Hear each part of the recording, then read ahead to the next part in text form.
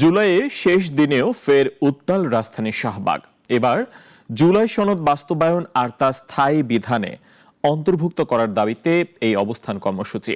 এতে সড়কে সৃষ্টি হয় তীব্র যানজট, ভোগান্তিতে পড়েন সাধারণ মানুষ। সকাল থেকেই প্লাকার্ড হাতে শাহবাগ মোড়ে জড়ো হয় আন্দোলনকারীরা। জুলাই যোদ্ধা সংসদ ব্যানারে শুরু হয় অবস্থান কর্মসূচি। অবরোধকারীদের দাবির মধ্যে রয়েছে জুলাই শহীদ ও যোদ্ধাদের স্বীকৃতি, শহীদ পরিবার ও আহতদের জন্য আজীবন সম্মাননা, চিকিৎসা ও শিক্ষা সুবিধা, আহতদের পুনর্বাসন আর বিশেষ আইনি সুরক্ষা কেন্দ্র গঠন।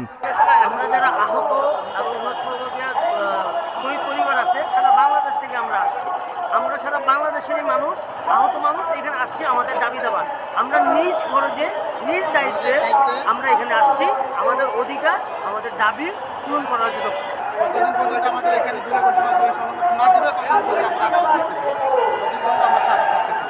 আমাদের জুলাই ঘোষণাপত্র দিয়ে আমরা এখানে চলে যাবো। অবস্থানের কারণে শাহবাগ ও আশপাশের রাস্তাগুলো কার্যত বন্ধ হয়ে পড়েছে। সৃষ্টি হয়েছে তীব্র যানজট। এদিকে ভোগান্তিতে পড়েছে অফিসগামী আর সাধারণ মানুষ। এদিকে জাতীয় ঐক্যমত্য কমিশন আজকের মধ্যেই দ্বিতীয় পর্বের আলোচনা শেষে জুলাই সনদ চূড়ান্ত করতে চাইছে। তবে রাজনৈতিক দলগুলোর সঙ্গে সংলাপ এখনো চলমান। জিহাদুল ইসলাম, নাগরিক, ঢাকা।